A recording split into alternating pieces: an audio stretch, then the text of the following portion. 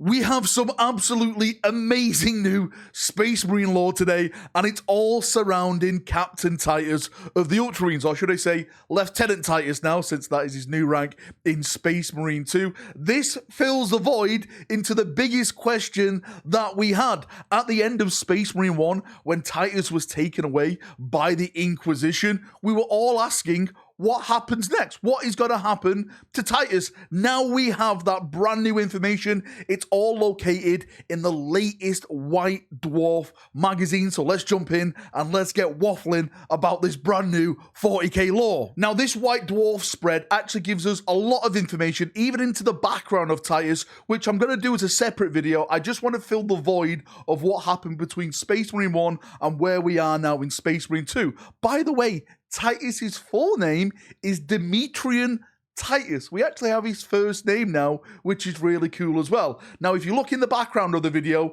I'm going to put the text and we're going to read from there, which is from the end of Space Marine 1 all the way leading to where we are now with Space Marine 2 and in the current 40k lore, because everything now is officially canon. So when the previous second company commander of the Ultramarines died, called Captain Trajan, his body was taken back to Ultramar to be honored, and Titus then was awarded the second company commander.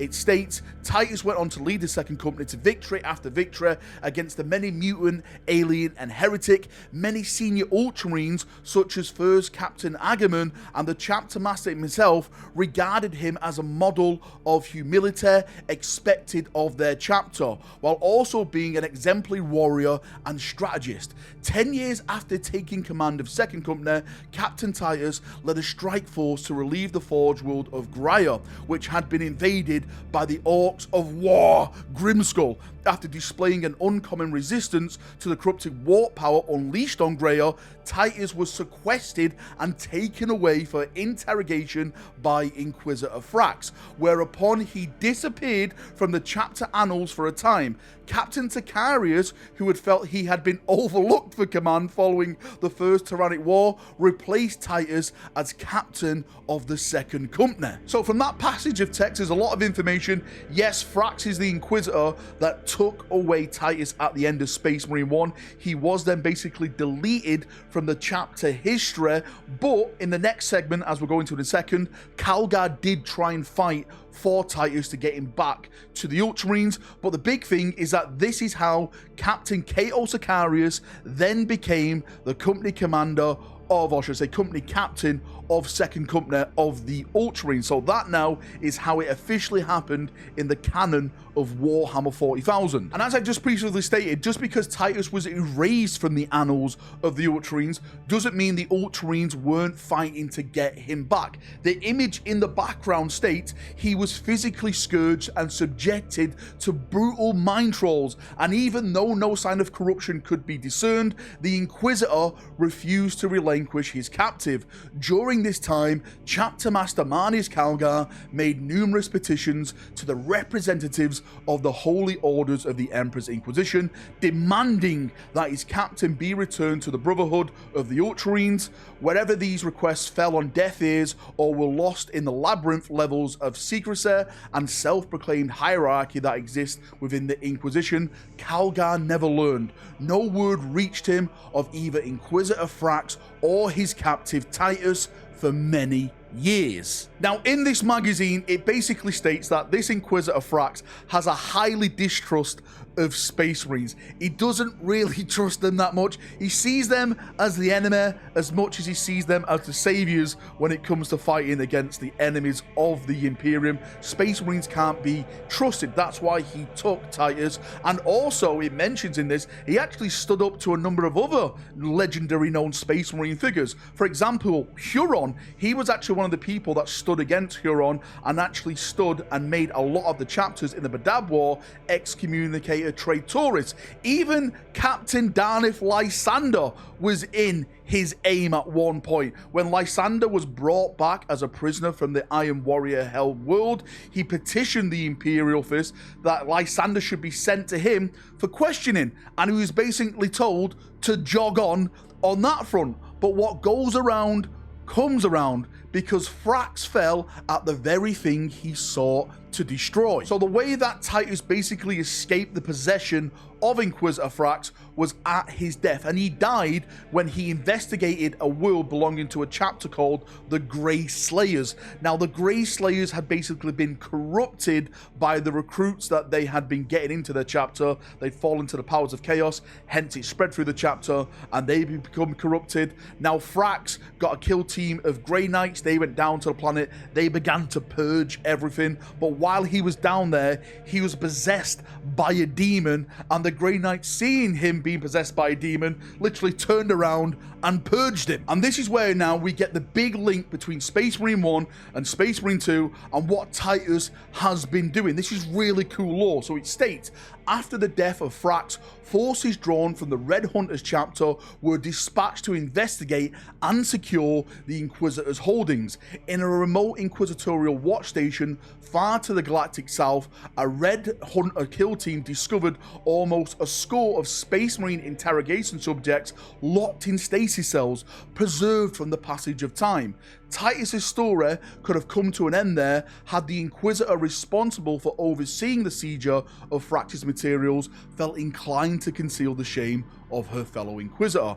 Instead, Titus and several other warriors of various chapters who had attracted Frax's attention were conveyed to the Deathwatch fortress of Watcherkeep to be evaluated. It then goes on to state, Titus then entered the service of the Watcherkeep Watch Fortress as a Black Shield, his former identity unknown to those he fought alongside.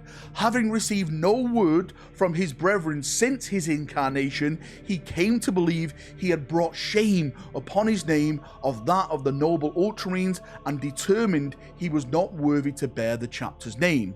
If he could serve the Imperium and his Emperor as an alien hunting battle brother of the Death Watch until death claimed him, he would do so gladly, having no more desire for personal glory than he did at the start of his life as a Space Marine. And this now brings us up to the current lore and the launch of 10th edition and everything that's been happening with the Tyranids. The 4th Tyrannic War, the Segmentum Pacificus has been invaded, and the kill teams of the Death Watch have all been sent there to start battling this Xenos foe. And in one of these battles, Titus was grievously wounded. It states again in the background, Nullius, as part of kill team Cassacarian, hopefully I've said that right, deployed to the Recutius system, hopefully I've pronounced that right, via Corvus Black Star. His squad was tasked with reinforcing the Astra Militarum forces based there, who were already weakened by the toll taken by the Indomitus Crusade muster across the Imperium Sanctus. The kill team's gunship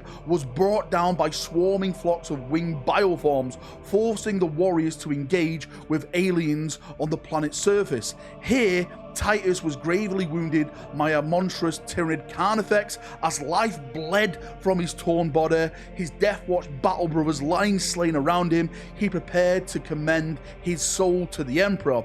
It was then that Titus was reunited with warriors of Ultramar as the Ultramarine Strike Force arrived to relieve the Deathwatch on the planet. And this is how Titus gets returned to the Ultramarines. It was all down to Tigerius and Agamemnon. Agamemnon knew Titus. He knew Titus's former commander of the Second Company, Trajan, as well, and they were very, very close. So Agamemnon, who was sent to the western parts of the Imperium, the Segmentum Pacificus, him and Tigerius both find Captain Titus, or the former Captain Titus. It's all in the background right now as I'm about to read it. So it states here that Agamemnon took a veteran force of the Segmentum Pacificus, and Tigerius was also a part of that. He is the chief librarian of the Ultramarines, and it states it was he who detected the soul sign of the warrior once known as Demetrian Titus as their strikecraft traversed the Immaterium.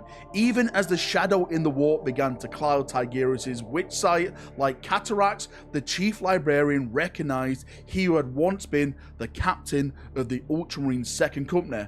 As fate would have it, Tigerius traveled aboard the Righteous Fury, the same vessel that had borne Titus and Trajan before him into battle many times. It was this mighty craft of the chapter that broke warp at the edge of the Ridiculous system. Sorry, I just butchered that. There was a strike cruiser prepared its Thunderhawk gunship to deploy to the planet, where the broken form of the Black Shield world, known as his comrades as Nullius lay. So once Tigerius and Argument came across Titus, they took him back to the strike cruiser, and because his wounds were so great, they literally upgraded him into a Primaris Marine. With the brand new technology that they have from Call, he became a Primaris Marine, and when Titus awoke, he was back in the Ultramarines. He was given the rank of Lieutenant and put back into the 2nd Company. Now, there is one thing that is not mentioned through the entirety of this article, which may be a spoiler, I think, in the game. I think they're ready to put this on us.